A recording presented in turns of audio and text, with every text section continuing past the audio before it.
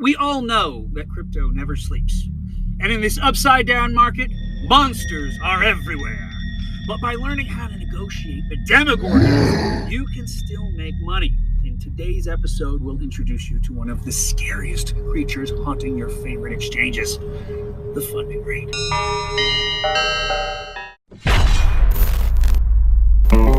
Hi, I'm Chris German, your host, broadcasting from somewhere in the wilds of Utah. In this episode, we'll look at the funding rate. But I have to warn you, this is some scary stuff. And if you're not careful, it can do you one worse than eating your face off. It can empty your wallet. So this is for educational purposes only. And if you want real financial advice, go find one, because I'm not it. But smash that subscribe button and buckle yourself in, because we're heading to the upside down of crypto, and it could be a bumpy ride.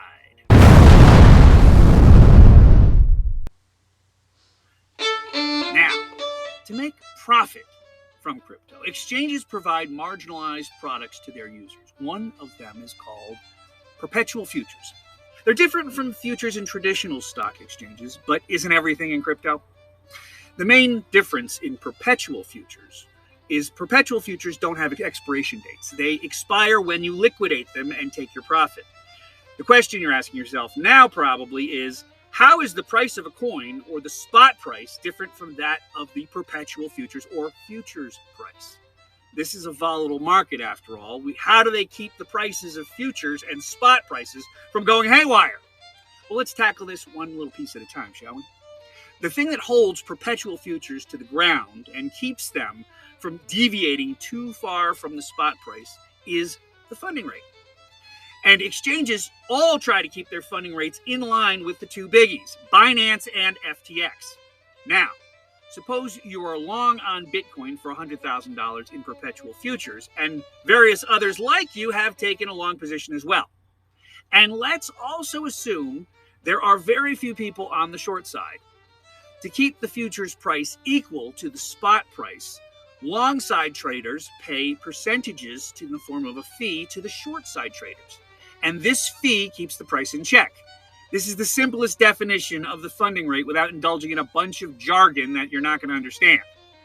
Every exchange has to calculate the funding rate of each crypto. Some calculate on an hourly basis, some do it every 4 hours, and some do it calculated every 8 hours. Here's an example of funding rates from various exchanges. Take a look at them. Now, let's do a little of our own calculation, shall we? Suppose the funding rate on your favorite exchange is 0.2%. You invest $10,000 and you're going long. 10,000 times 0.2 is $20. Since it's a positive rate, the long traders pay the short traders. The funding rate has two major factors, the interest rate and the premium. The interest rate is fixed for every exchange. The premium or fee paid is what's used primarily to calculate the rate. For example, Bitfinex may have ranges between negative 0.05% to positive 0.05% all in one day, while Binance calculates its funding rate at 0.03% on a daily basis. Now, let's look at the postmortem we should be talking about, which is Terra.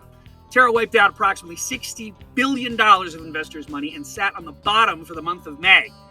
During their galactic crash landing, there was some high volatility in their coin, Luna, which had the usual and customary difference of approximately $5 between the futures price and the spot price. On May 12th, when Terra was hitting the skids, the funding rate of Luna saw a huge volatility. Meanwhile, the premium of Luna also observed a spike for short traders as the long side traders pulled out, seeing blood in the water. If you were one of those poor souls who were part of the Luna bloodletting, the good news is, as of June 1st, the coin has shown signs of life, with less volatility in the funding rate. But that's a story you're going to tell your grandkids, I'm sure. The takeaway is, the funding rate helps you predict prices. A positive funding rate implies traders are bullish and prices will go up, while a negative funding rate implies a bearish market and prices will likely drop. They went way negative on May 12th in the case of Luna. Now, let's look at other major news story of the year so far, and that would be, here's a chart of funding rates in green and red of Bitcoin. along with its price, which is plotted in black. As you can see, before July 2021, the funding rate had a lot of green spikes and was very volatile, indicating a good bullish sentiment. After November 2021, the spikes decreased and went neutral in January of 2022. If the BTC funding rate stays flat through June, it will indicate a prolonged bearish market. But by analyzing the option interest market and looking at historical trends in the funding rate, you can get a reasonable understanding of where the asset price will go. But can you make money from funding rates? That's the big question, isn't it? If you're still with me, and I hope you are, let me show you how to use the funding rate to make bank. Here's the first way. Suppose you have $10,000 in your pocket. You're on FTX and you want to trade on Atom, whose funding rate is 0.05%. The rate is settled 3 times a day. So let's say you keep $5,000 in your spot account and transfer the rest into the futures account. Let's also say the price of Atom is currently $10. Now let's say you buy 500 Atom on spot and short 500 Atom on the futures side with a 1x leverage. You can pick your leverage based on your appetite for risk. But remember, this is a blood sport, and big risks can lead to bigger failures. But if you trade on both the long side and the short side, you can mitigate some of that trouble. At the end of the day, if the funding rate remains the same, you close your position, you could realize a $250 profit on the day. Follow me here. 500 shares times 10 bucks. Each times 0.05% equals $250. Charges on the exchange could cut into your profit, and if the funding rate goes below, you could see more profit from arbitrage. But that's another show. Imagine if you did this for 365 days in a perfect world, then 0.05 times 3 times 365 times 55%, you could get an annualized return of 55% or $91,250. That's not so bad for yearly income, is it? Here's another little gem that may entice you to play with the funding rate in the market. Find a crypto that has different funding rates on 2 different exchanges. For example, if AXS has a funding rate of negative 0.225% on OKEX and Binance has it at 0.01%, go long on AXS for 5,000 on OKEX and 5,000 short on Binance. Since the Binance rate is so close to 0 and the OKEX rate is so far below 0, the funding rate will go negative when the exchange is reconciled.